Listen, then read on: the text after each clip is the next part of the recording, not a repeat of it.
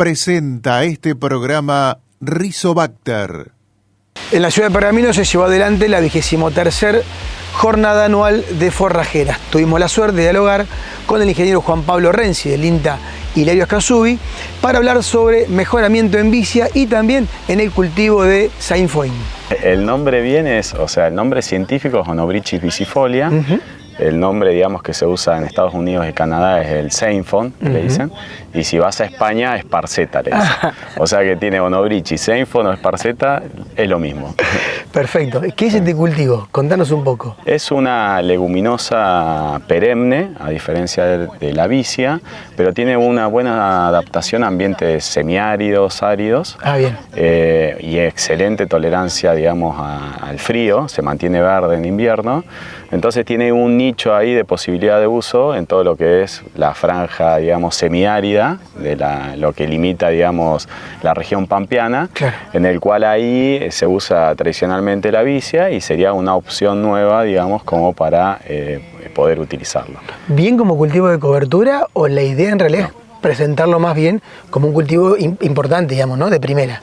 Se usa más como cultivo forrajero. Perfecto. Para producción de heno, para pastoreo.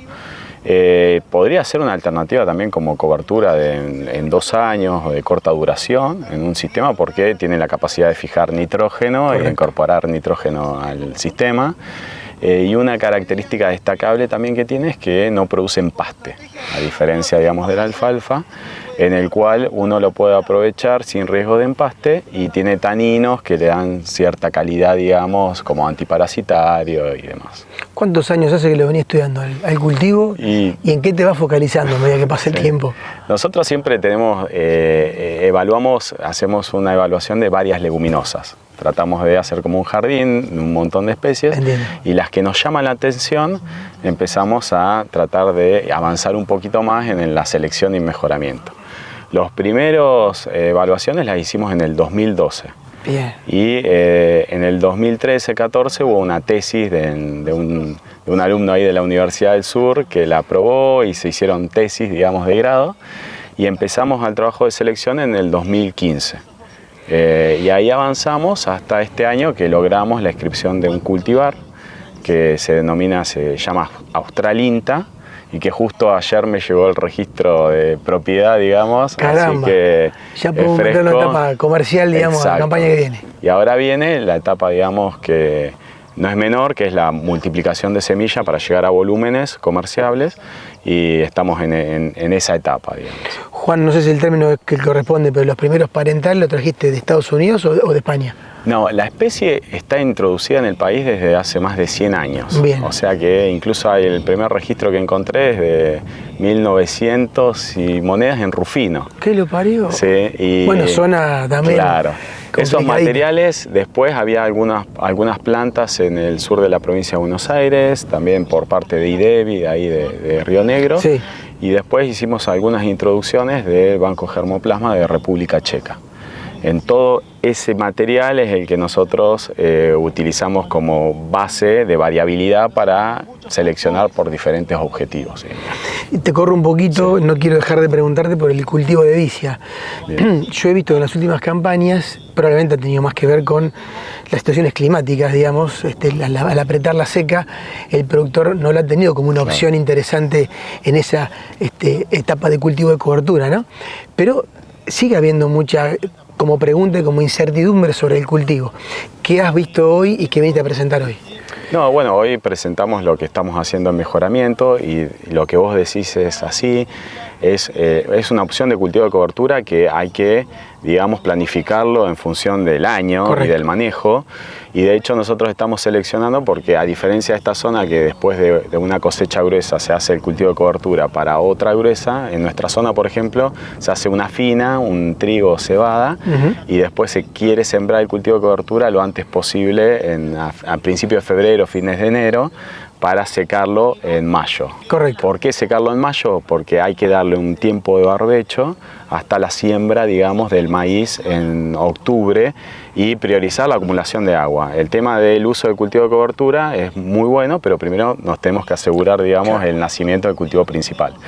Nosotros podemos estimar en nuestra zona, en función del momento de secado, y el tiempo que dejamos hasta la siembra del cultivo principal, cuál es la probabilidad de recarga del perfil del suelo que vamos a tener. Y en función de eso podemos hacer nuestra planificación.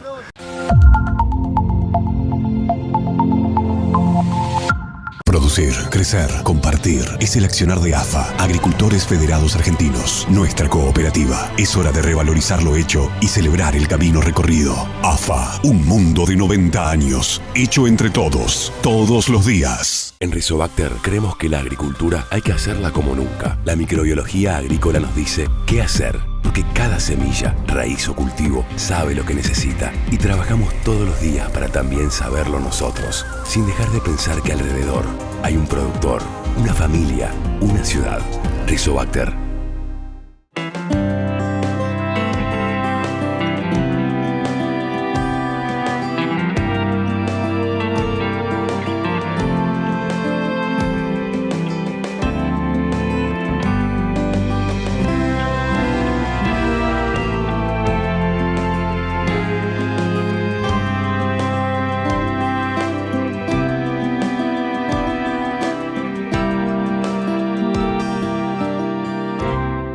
Orgullo, confianza, calidad. Así que somos Tecnomil, los creadores de Atramil. Te invitamos a conocer nuestra línea completa de fitosanitarios pensados y desarrollados para ofrecerte soluciones en cada etapa de tu campaña. Tecnomil. Crecemos en la misma tierra. www.tecnomil.com.ar.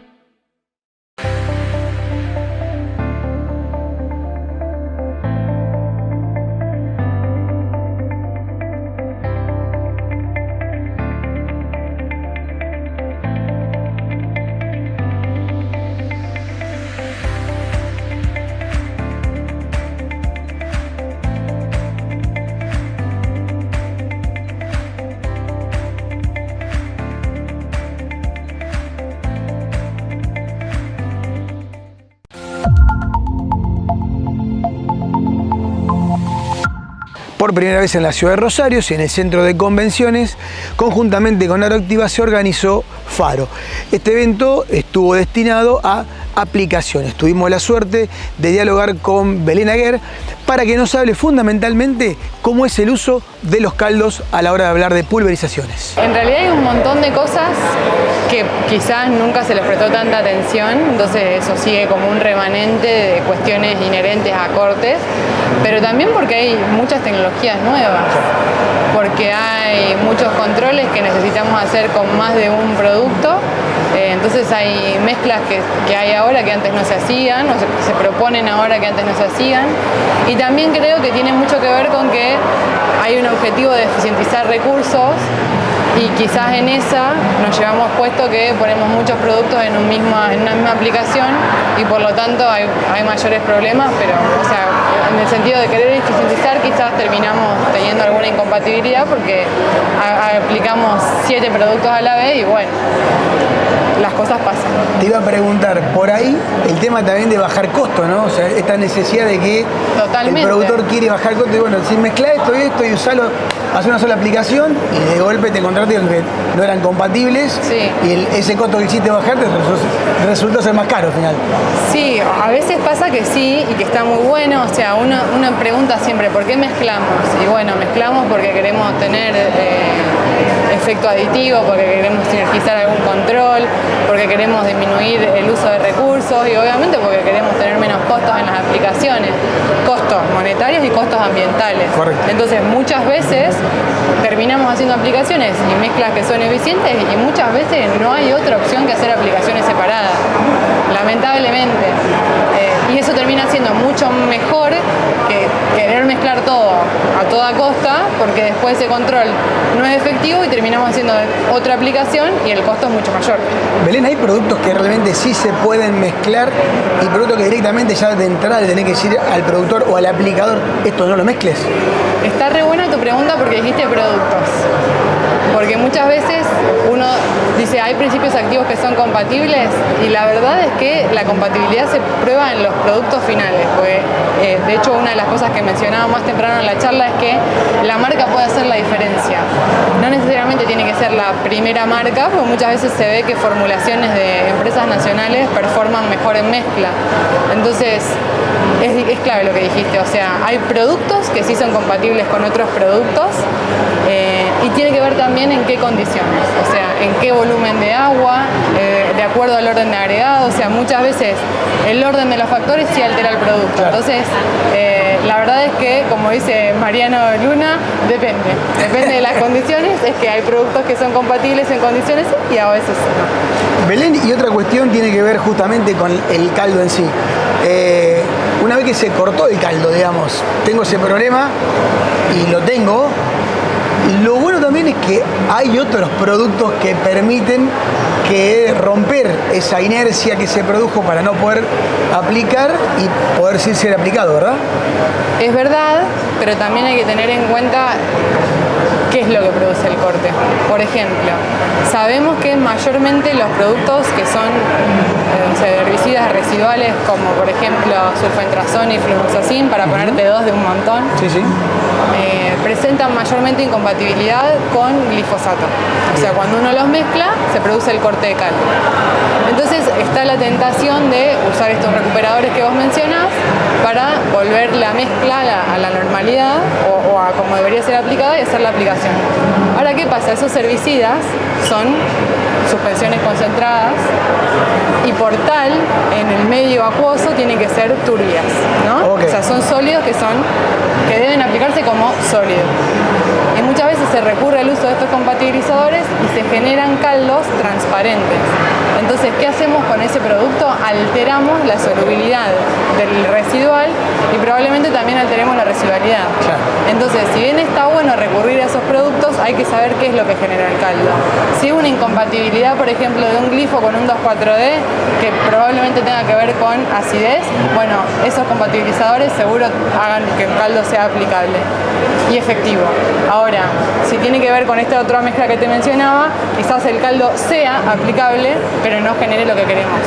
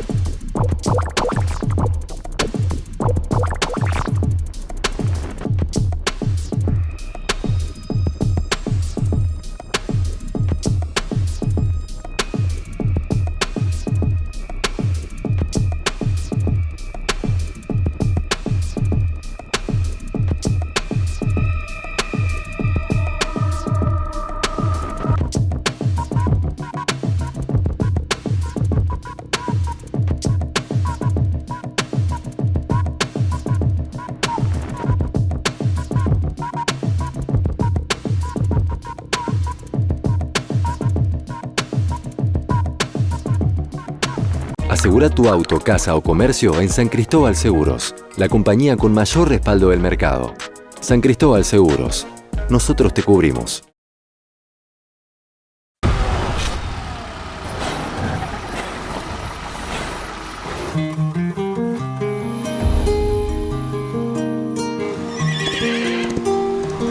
The beauty of the stars, the heavens in your eyes. Still at it from the start, your heart is on the line. Don't hold me back, the force within take control.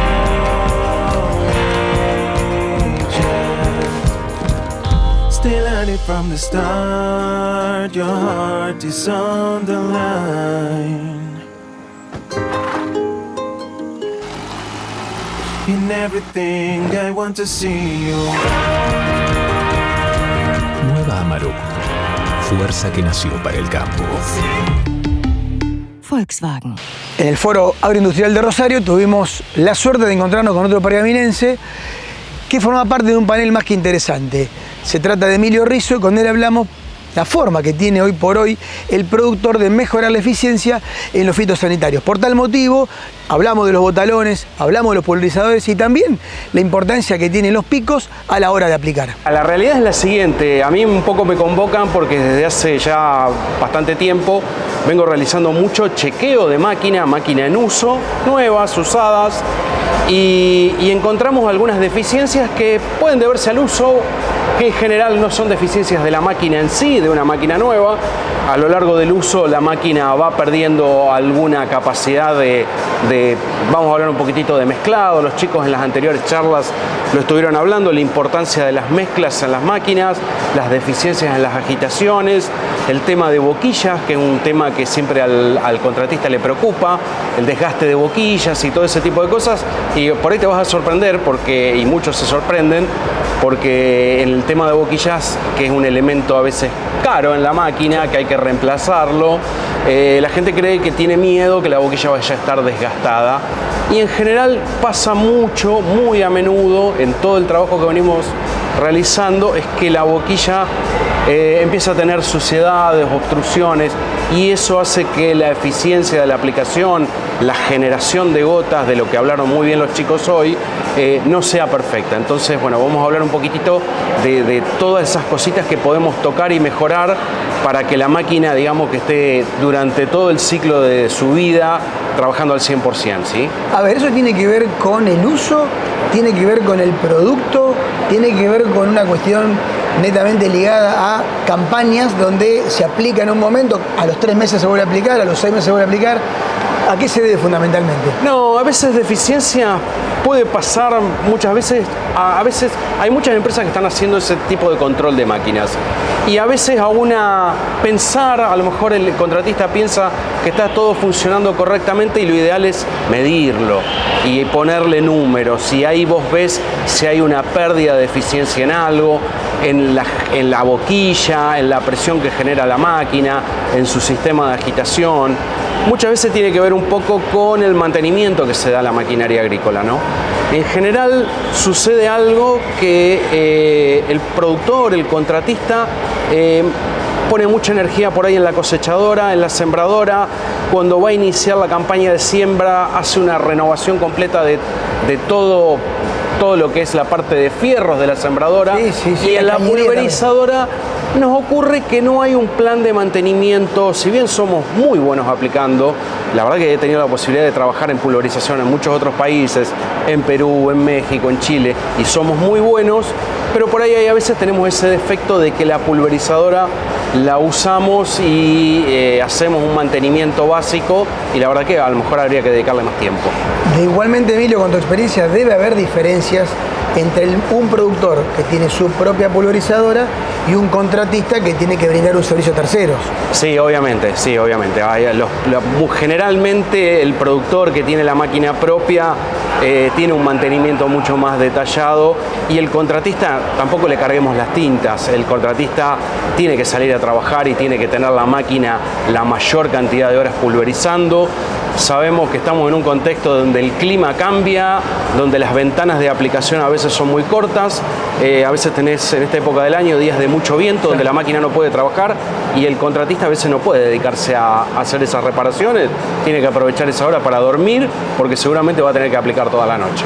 ¿Cuánto ha cambiado la tecnología para servir a que justamente lo que marcaste vos, los días de vientos, tengamos productos antideriva, tengamos pastillas un poco más especializadas para hacer aplicaciones sustentables y no terminar complicando esa aplicación con el loteo de al lado?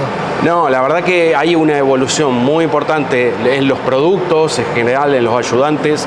Hay productos que pueden reducir bastante la deriva, pero en la tecnología de boquillas hay un abanico de boquillas y de tecnologías de boquillas que están preparadas para trabajar reduciendo la deriva y con vientos, trabajar con vientos más elevados, y tenés zonas de Argentina donde tenés viento todo el tiempo, y la verdad que las aplicaciones se necesitan hacer, pero hubo ahí una evolución muy importante en boquillas como para poder trabajar durante casi gran parte del día, ¿no?